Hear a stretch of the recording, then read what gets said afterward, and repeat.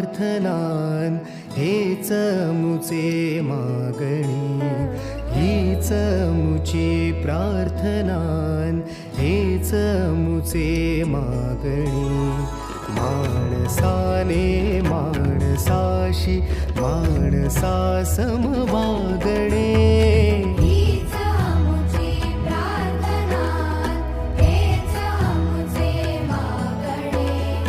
माणसाने माणसाशी माणसा सम वागणे, हीच आमुची प्रार्थना.